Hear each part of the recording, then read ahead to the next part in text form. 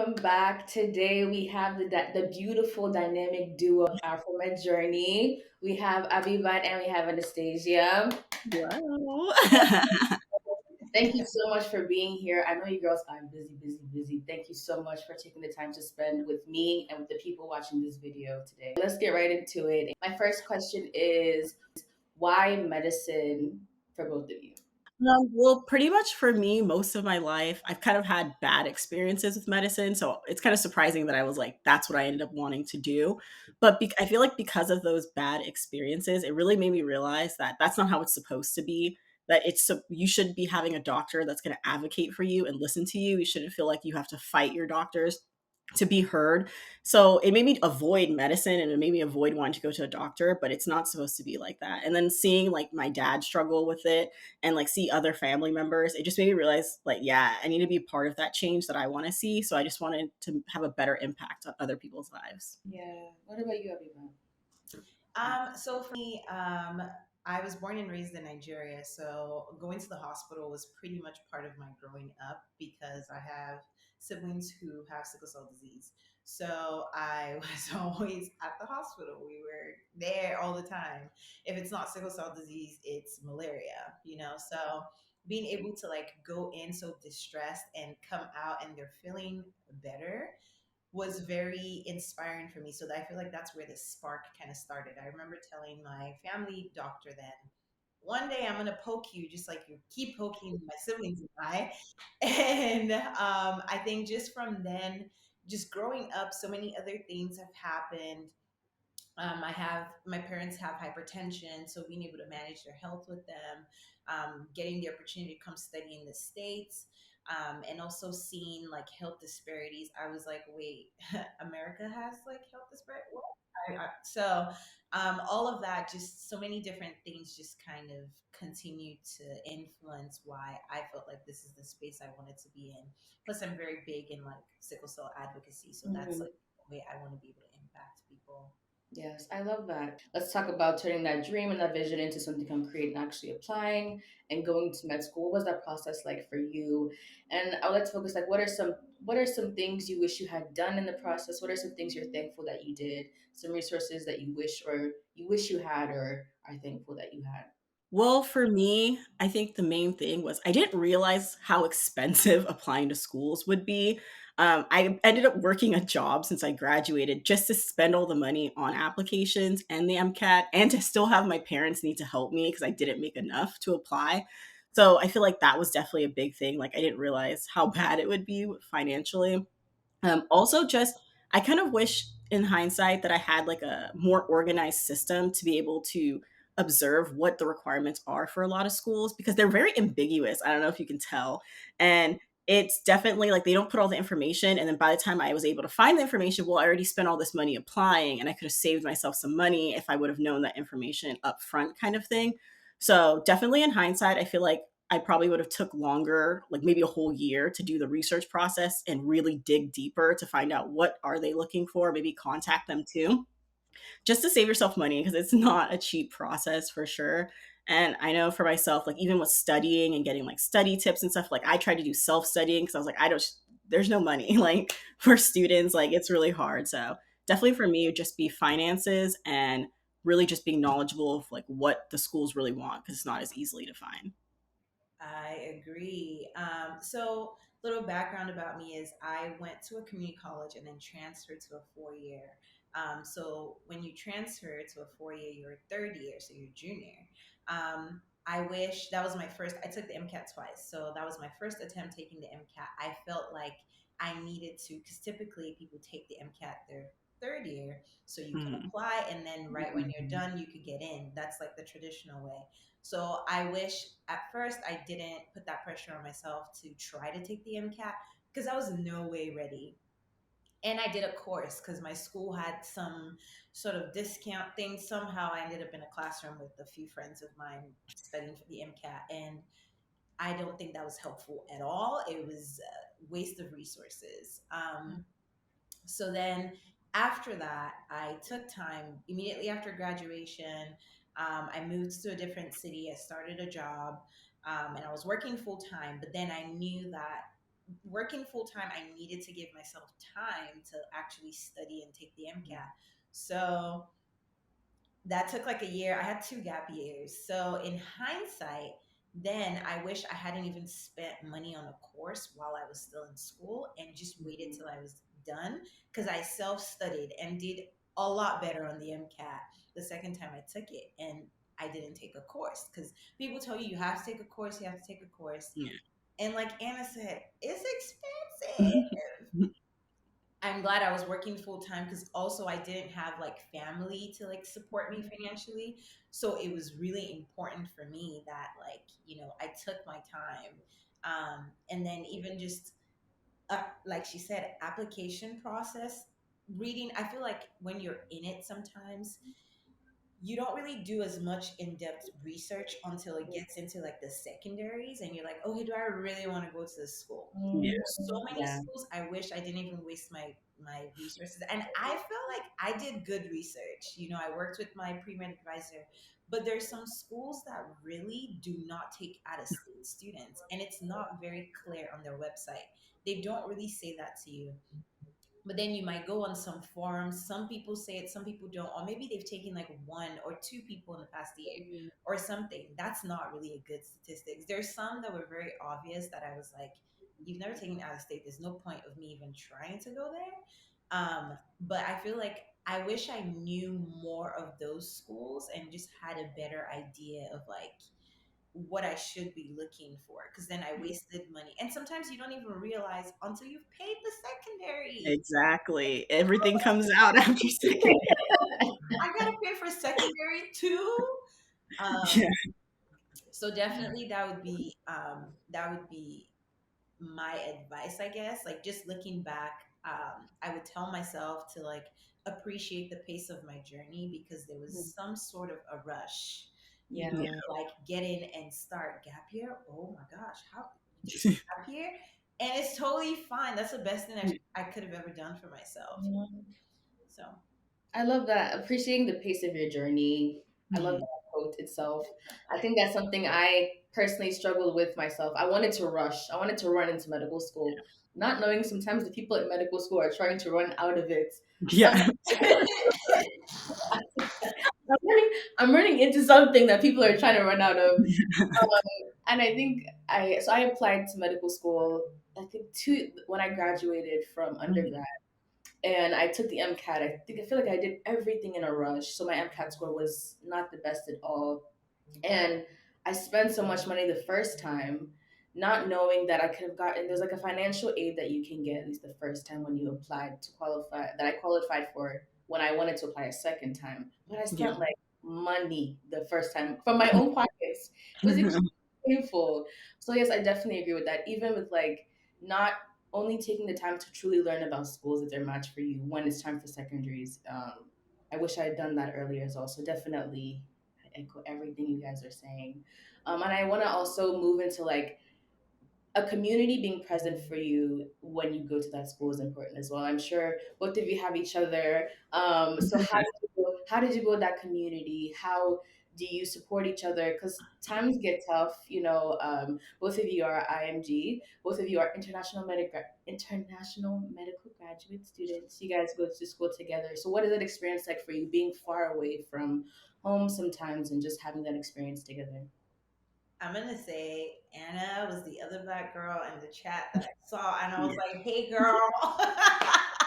Yes. We I was happen to be so the only two excited. black girls in Northern California, and we're like, we have to. It just has to happen. Yeah, you can go ahead and share your experience.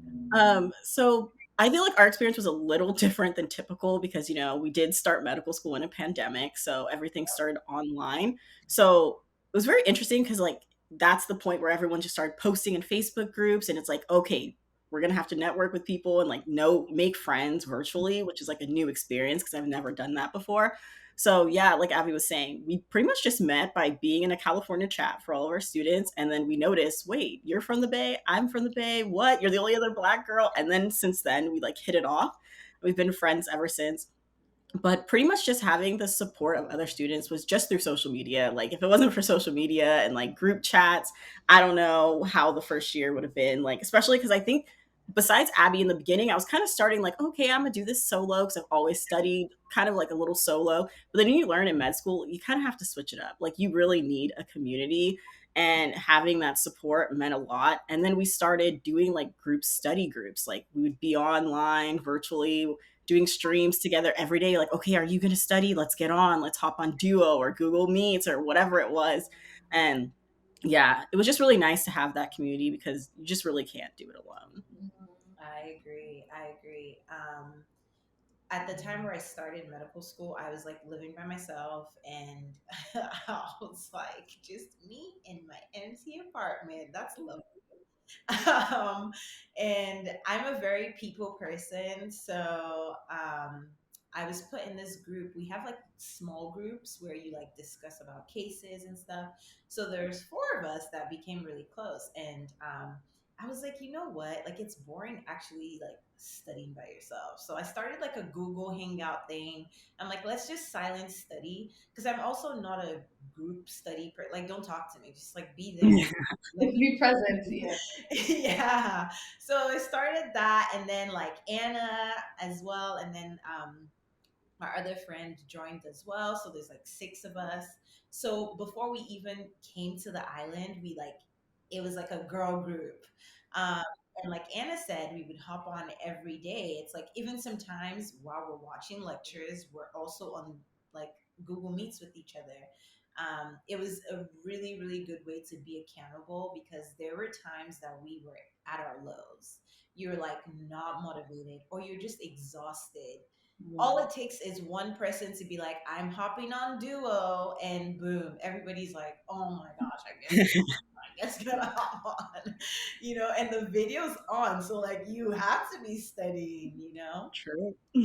I thought it was really, really cool. It also made me appreciate my close knit community that were outside of medical school. It really showed me how it's a different thing to say you understand and to actually really understand and act that out towards me. When people like you're online, you're doing school, so you're free. No, I'm not free. When I see that I'm having to like over explain why I can't come out to you, then it's like you're not understanding what I'm saying. But I had really good support systems that like outside of like people in med school, I was able to hit up and like, oh, let's hang out or we'll do something on the weekends. So that was really nice. And then coming to the island was a whole different. It was a whole different. I'm so glad we had each other, because a lot of people kept being how is there so many of you? And I'm like, there's just six of us. Like, how know each other. Like it's so weird. We're like, well, we've been together since term one, very first semester of med school. And it's also a learning process because you've never met these people before. That was the other thing, meeting in Yeah. person. We were like, you're taller than you said you were. Oh, or you're shorter. And you're like, what? Yeah. Yeah, exactly. So it was nice to actually come here while people were navigating meeting other people. We had a group and then we can still meet other people. But there was this sort of like safety already built and stuff. And then we had time to like meet other friends. So I love that. And how was your experience as an IMG medical student? What is that like for you? I think that giving that kind of insight would help people watching this video as well. Well, I feel like for me at least, I feel like it's very interesting. It's very nice too. Like going to having the opportunity to be on an island was a really like it was nice because I've never really had much chances to like leave. Like I was born and raised in California. Like I don't really go out much as much. So it was nice to be able to get that experience, especially because I am Haitian American. So I felt like going to the Caribbean was a really nice way to like try to reconnect myself to my heritage as well. So I thought it was a really fun experience that way. Being an IMG to me, I can tell no difference than being in a US med school, honestly. Like a lot of people I know, we're on the same curriculum, we're on the same path, we're kind of doing the same thing. So to me, I feel no difference. But then sometimes people try to say there is, but I don't feel it. But definitely to me, it just means that you're really hardworking, which I always was, despite what school I go to. Like I'm going to fight for what I want. Like I'm still going to do the same thing regardless. So for me, it's just been a really great experience. It gave me an opportunity to meet people all over. Like I get a chance to do my to just do different rotations like for clinicals at different sites. I think that's the thing that appealed me the most because I want to travel. I've always wanted to travel, but school kind of like can be that block between traveling. So for me, I was like having an opportunity to be able to choose different rotation sites and be able to travel, and it's not like I'm losing anything out of school, was a really big advantage for me. I That's what agree. I agree. I think so. For me, being that I moved to the United States from Nigeria, it wasn't like my first time like moving far away from home.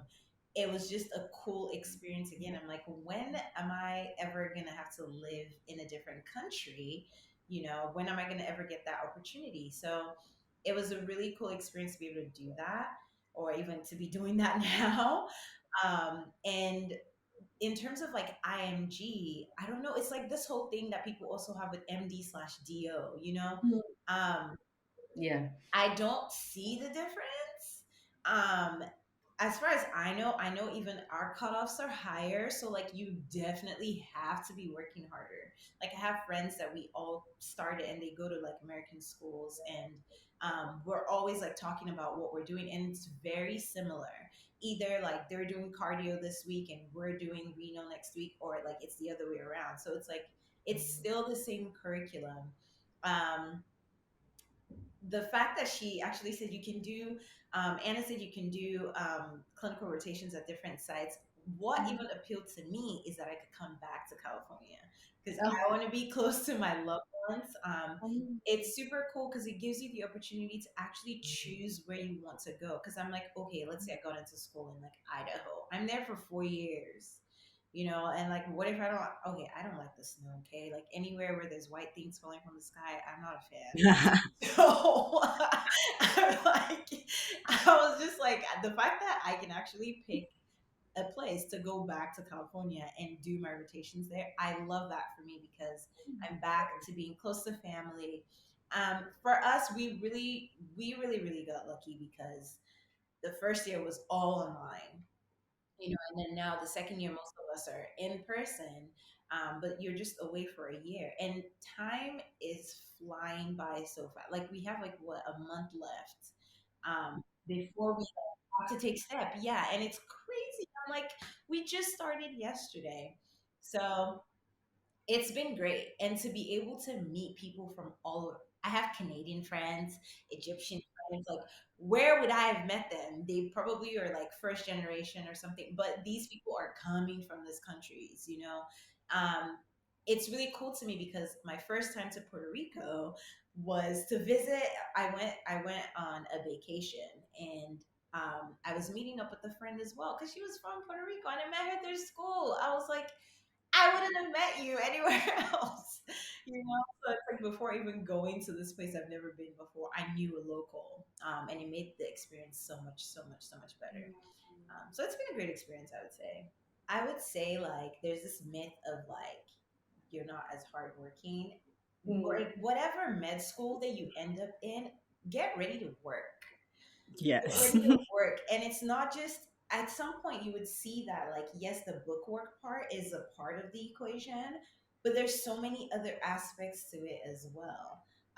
Even just as an IMG, like you were saying, like you have to learn to like interact with people from different cultures, people from different walks of life.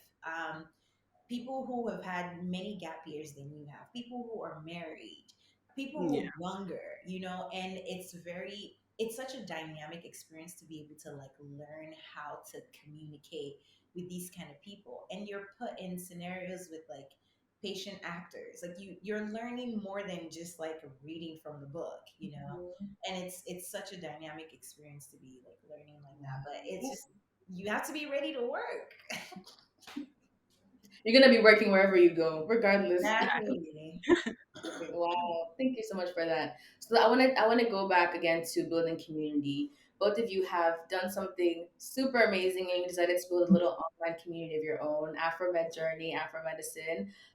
Basically, like I said, it celebrates Afro excellence in medicine. So tell us a little bit about what inspired you guys to create that, and what your hopes are. How you're gonna scale it into this big global industry business. Let us know your plans. Let us know. That's the dream. Okay, Yeah. so excuse me, before starting medical school, I just always seen how female physicians, first of all, seemed like they couldn't do it all. Like there's something just had to give every time to be in medicine as a female. So I told myself that I was going to create a platform and just use my experience to show that as a woman, you can do it all. And I had few mentors, even from Instagram. The very first one that caught my eye was Dr. Renee Paro. Check her out; she's super awesome. And also Dr. Nicole Sparks. I feel like she's living my future life. But Yeah. yeah, like just to be able to see them and say, and they also say like you can do it all. It might not be at the pace that you want it to be, but you can still do it. So that's kind of what I wanted to do. Then starting school, I looked at our group chat because we created a friend of mine and I created this chat called the culture. And I looked, the proportion of kids in there that were black were, it was like 1% of the total class. And I was like, what? Like this is ridiculous. Like this is not. It was like even almost less than 1%. I'm like doing the math. I'm like, this is not even making sense. Like there's so many of us. Like why is it still so low? So I wanted to create I wanted to create a platform to like highlight these students, especially also because we're also IMGs. We wanted to showcase that as well, that we can be successful, we can be in the medical space, like we are here, even if the numbers are small, but we are here. But I'm like, how am I going to do that with my other goal platform of like wanting to show female and all of that? And I was like, remember that black girl that it was just you and her? So I reached out to Anna. I was like, okay, so this is my idea and blah, blah. We didn't even have a name or anything. So we're like, okay, we're going to take the Christmas break and like think about it and then like, start it off the next year. So it was really great. And she was like, yes, absolutely. That's a great idea. And, that's kind of how we have this whole big vision of like this being something bigger, even as we move to clinicals, clinical rotations, to be able to highlight and show. And like you said, the whole logo thing, I was like, yes, that's so it Yeah. was really nice to be able to kind of build. It's it's hard with school, but like it's something that's needed because people need to see that we're actually out here. Um, I wanted to highlight one thing that you said and kind of go into the next chapter about work life balance, work life integration, and how sometimes it seems, especially as women, as Black women too, it seems like something always has to give, whether it's dating or, enjoyment, traveling, something always has to give. But it is possible to integrate all those things together. So I wanted to talk about your passions outside of medicine and how you make time for that. Anastasia, you mentioned you love to travel. You're also Haitian American. So talk to us about how your culture has influenced your life with regards to balance, how you make time to travel. That's what that is like and how what that experience is like for you. Yeah. So first, I guess I'll start with the work-life balance. It's definitely still something that I'm working on, and you just keep working on throughout med school. Like every time you think you found that balance, a new module comes or a new term comes, and you're like, oh my God, it's all messed up again. So it's kind of just being flexible and honestly just being nice to yourself and giving yourself grace because it's not gonna always be an equal balance every time, but it's kind of just working on it. And someone said something to me that like really hit me was like, you're in med school and you're a part of med school, but med school isn't your life. And it really shouldn't be your entire life. So I've been trying to remember that, like, because sometimes it can feel like it's your whole life. Like I have no time to do anything. Someone invites you. I'm like, I can't even think of going out. Like I have to study, but you have to remind yourself, like, you have a life and studying is just a part of it. So that's what I like to try to remind myself. And honestly, if you don't take a break, your body will take a break for you. And especially in second year, starting to realize my body's taking the breaks. So you might as well make it a fun break, something you want to do. So that's why for me, I wanted to implement more traveling in my life because that's always what I've wanted to do ever since I was little. I used to want to, like, I was like, oh, I'm not even going to go to college right away. Like, I just want to take 2 years off and go travel the world. And then I realized that costs money too. So but I realized like there's still ways that you can do stuff even in med school, even if I don't have as much money as I might think. Like there's a lot of free things out here. So I pride taking weekend trips. I'm like, okay, this is a place I've never been in California, or this is a place I've never been. Why don't you just drive? go check it out. See something new you've never seen, because I don't want to wait till I'm retired and old to be like, that's when you live life. Like, I want to live my life now. I don't want to wait till the end, you know? So it's kind of just like finding time to do what matters to you, because it all should be working together. Like, if medicine is what I want to do and it's my calling, like, I don't think my calling would hold me back from things I also want to do. They're all supposed to be working coincide, you Yeah. know? And when it comes to being Haitian American, it honestly gives me a lot of pride, because I feel like everything I do is for my community, it's for my family. Like, my parents came here looking for better opportunities for their family and their children. So I just feel like I look up to my mom, especially my mom, a lot, because my mom's a nurse. She's actually like watching her do what she does and like see how much she cares about her patients, and like seeing her take care of me all day in the morning, then work every night and come back and take me to school. I'm like, do you even sleep? Probably not. Because when you tried to sleep, I was always like, Mom, hang out. Let's do something, you know? So, like, I definitely looked up to her and the hard work ethic that she taught me, and just the family community. So I was like, that's what I want to keep giving to like my patients in the future. And I want to do the same thing and be giving back and being there for people. Like, my community has always been there for me. So they're just like a source of inspiration for me, and I always know that they're going to support me no matter what happens, you know. What about you, Abibat? You've talked about being a sickle cell advocate. What is that experience like for you, especially balancing it with med school and your passions outside of med school besides sickle cell advocacy as well? Um, I love cooking. It's a big de-stressor for me. I think back sometimes now to like growing up and how my mom always wanted us in the kitchen. I used to be so annoyed, like, bruh, like, can I just be in the living room and watch TV? But I appreciate it so much more now because it's my escape from the books. I would just be there, just like making regular Nigerian dishes or trying to make something new. I'm like combining Nigeria and America, like, and coming to Grenada too, I'm exploring with their spices. It's called a spice island. So, like, they're big on spices. So, I've been trying to do that as well. Um, I love hiking as well. Like Anna said, like one of my big priorities too is traveling and finding new hiking spots. So lots of places in California to hike. You just got to look it up and visit a new trail. It's so, so cool. So definitely something that I did a lot. Here, not so much of hiking. There's places to go, but it's just when you look, you're like, that's going to take 6 hours. I can get cheers. I'm like, okay, I'm just gonna cook instead. I also love to dance. I was in a dance group in college. So you probably catch me like busting some moves like here and Okay. there. But so those are the things I like to do outside of medicine. Sickle cell advocacy. Honestly, I'm also realizing that advocacy is looking very different also out here because it's something I started here. In the States, it was a little easier, or I guess I would say, like, in terms of resources, it would be a quick presentation. You have a PowerPoint and all of that stuff is like easy access to certain things. But here, it's more like they're very people and family oriented. So you're not presenting a slide to anybody. You're talking to people one on one. Why should they care about sickle cell disease? What is there to know about sickle cell disease? Like, why are you even, you're telling me to do this? Like, why are you even passionate about that? So I've noticed it's a little bit different here. And it took a little bit of adjustment the first time. I was supposed to like present at a health fair, and I got there and I was like, "Where's the PowerPoint?" They're like, "Point." I was like, "Oh, okay, all right. Well, we're gonna put this away and put on the big girl pants."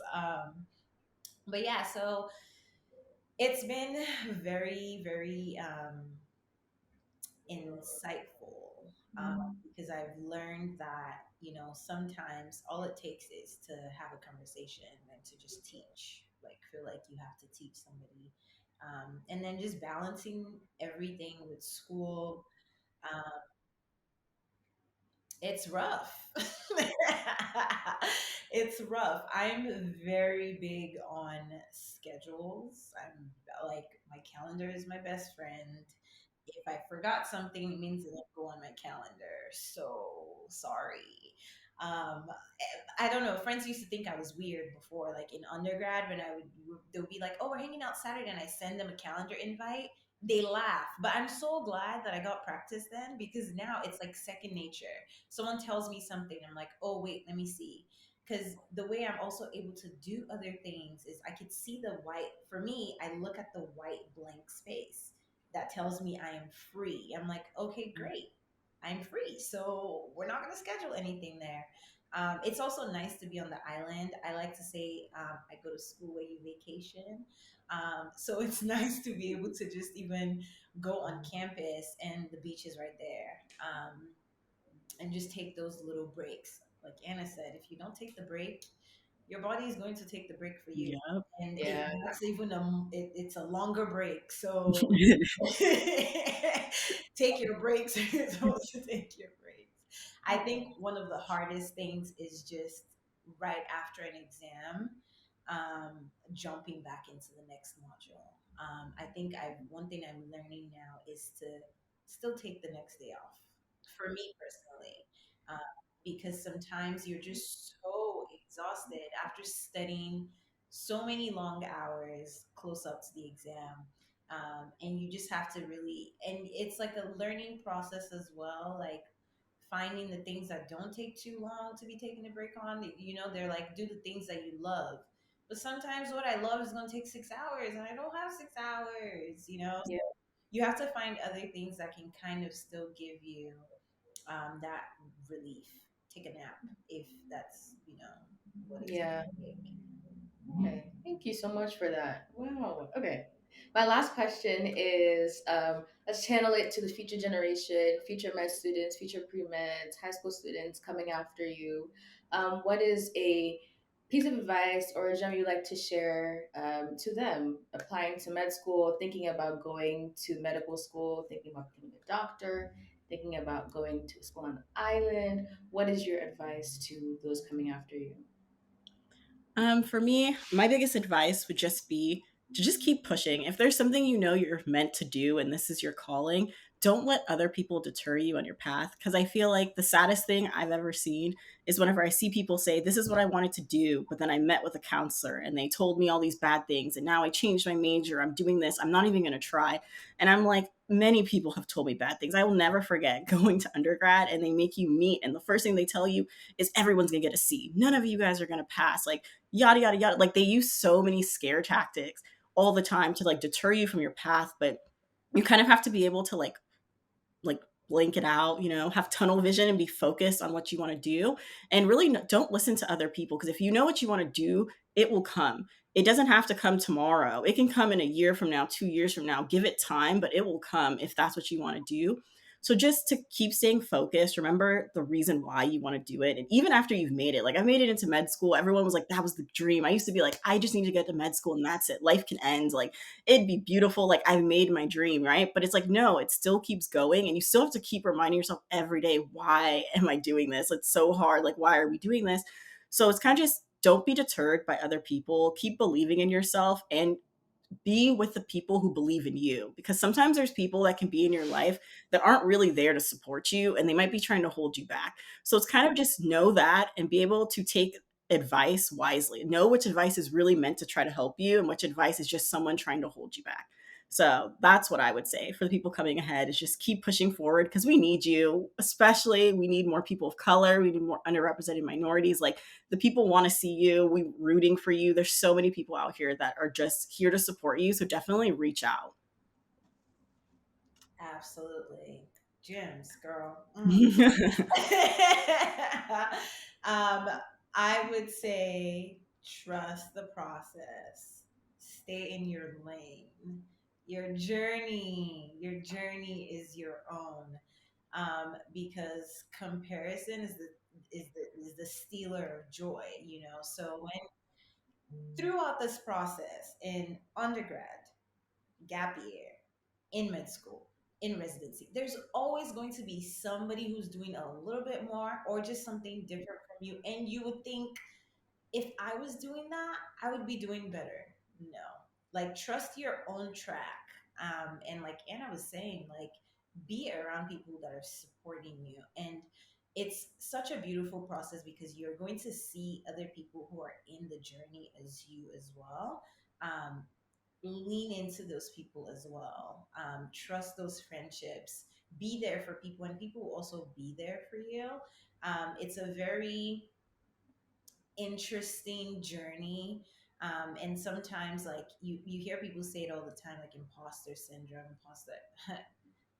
That alien is real. Like that, it's real. So do not let that get to you. It's something that you're going to continuously work on. Like I said earlier, there's always going to be somebody else doing something different, or you in your thought process, you feel it's better.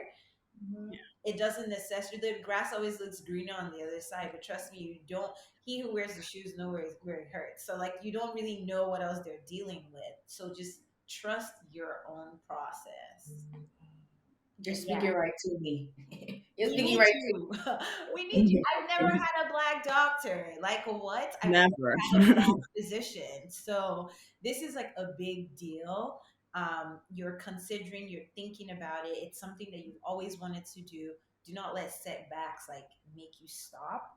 A low MCAT is not the end of the world. Try again, study, take some time, re-strategize, me. and keep going. There's gonna be times where you're not gonna get the grades that you want. Like it will shock you. Like studying for step is another thing. You see like a 50 on U World, you're like, oh my gosh, this is great. If it was the first time, you're like a 50.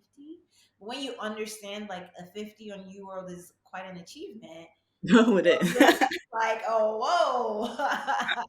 So definitely don't let little setbacks be like a no.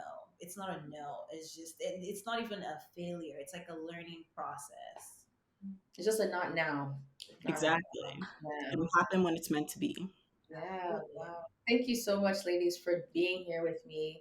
Thank you for sharing your story, dropping your gems, sharing your story, and being so vulnerable and open. I really, really appreciate it. And I know the people watching this are really going to appreciate all the information and all the gems you've dropped today.